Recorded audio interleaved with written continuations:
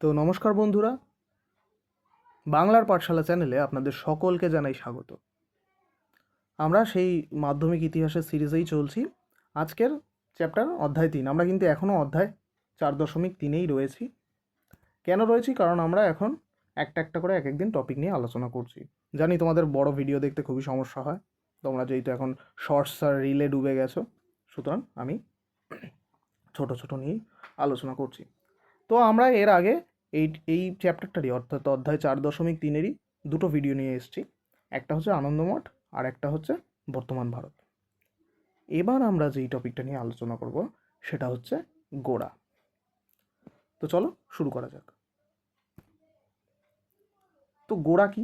আচ্ছা, তো গোড়া হচ্ছে মূলত একটা উপন্যাস। আচ্ছা, তো এই উপন্যাসটি বা এই গোড়া উপন্যাসটি কে লিখেছেন জানা আছে? গোড়া উপন্যাসের লেখক হচ্ছেন আর কেউ না, রবীন্দ্রনাথ ঠাকুর।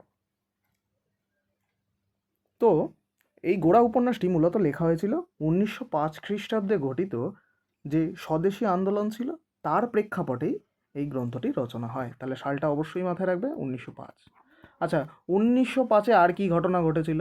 একটা খুব বিখ্যাত ঘটনা ঘটেছিল, আমাকে নিচে কমেন্ট বক্সে জানাও। আচ্ছা, এটি প্রথমে প্রবাসী পত্রিকায় ধারাবাহিকভাবে প্রকাশিত হয়। পরে 1910 খ্রিস্টাব্দে কী হলো? গ্রন্থাগারে প্রকাশিত হলো। তাহলে গ্রন্থাগারে প্রকাশিত হলো কবে? 1910-এ। বোঝা গেল? তো 1905-এর পর স্বদেশী আন্দোলন গতি প্রকৃতি বিমর্ষ হলেন তিনি দেখে। তো পাবনায় অনুষ্ঠিত একটা বঙ্গীয় প্রাদেশিক সম্মেলনে রবীন্দ্রনাথ নেতিবাচক কিছু বিষয় নিয়ে সমালোচনা করেন। তিনি শহরের শিক্ষিত এবং বঞ্চিত মানুষদের গ্রামের মানুষদের মধ্যে বিরাট ফারাক প্রসঙ্গে গোড়া উপন্যাসে লিখেছেন যে ভদ্র সমাজ, শিক্ষিত সমাজ ও কলিকাতা সমাজের বাইরে এই নিভৃত প্রকাণ্ড গ্রাম্য ভারতবর্ষ যে কত বিচ্ছিন্ন, কত সংকীর্ণ, কত দুর্বল, সে কথা ভেবেই গোড়ার এই চিত্ত ক্লিষ্ট হতে থাকে। তো বিভিন্ন রাজনৈতিক উত্তেজনা ছিল সেই সময়, তার আগুন পোহানোর সমস্যা প্রকৃত মানুষরা জানতে পারেন না যে কীভাবে এই রাজনৈতিক আগুন প্রকৃতভাবে নেভানো যাবে। তো জাতি, বর্ণ, প্রথাভেদ মানে এগুলো সব বাদ দিয়ে তো রবীন্দ্রনাথ সবার ঊর্ধ্বে গিয়ে তিনি এটা উপলব্ধ করেছিলেন। এমনকি তিনি মানে এই কথাও কথিত যে ব্রাহ্ম সমাজের ভেতরে অসহিষ্ণু, অধৈর্য এবং উচ্চমান্যতা প্রবলভাবে বিরাজমান করে। সেই কথায় গোড়াতেও কিন্তু ফুটেই তুলেছেন তিনি ব্রাহ্ম সমাজের যে সকল বিষয়গুলো নিয়ে তিনি এই গোড়া উপন্যাসও আলোচনা করেছেন।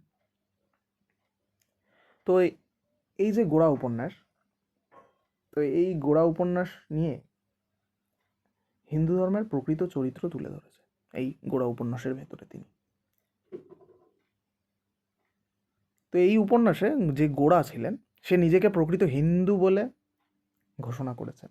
তার চোখে হিন্দু কোনো দল বা কোনো সম্প্রদায় নয়, তার চোখে এই হিন্দু হলো এক বিরাট জাতি। হিন্দু ধর্ম মায়ের মতো নানা মতের মানুষকে টেনে নিয়েছে। গোড়ার চোখে হিন্দু ধর্মের এক সার্বজনীন মানবিক চরিত্র ফুটে উঠেছে।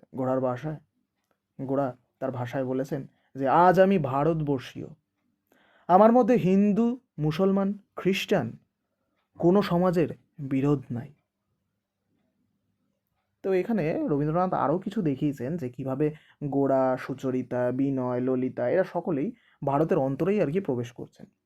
তো রবীন্দ্রনাথ এইভাবেই ভারতের বৈচিত্র্যতার মধ্যে সমন্বয়ের সুর তুলে ধরতে, যাতে সকল মানুষ একত্রিত হয়ে সমাজে যে চলতে থাকা একটা নোংরা রাজনৈতিক খেলা চলছে, যাতে সাফার করছে আমাদের সাধারণ মানুষরা, সেটা থেকে প্রকৃতভাবে কিভাবে সাধারণ মানুষরা বাইরে বেরিয়ে আসতে পারে এবং তাদের সাধারণ জীবনযাপন করতে পারে। তো এই ছিল আজকের টপিক।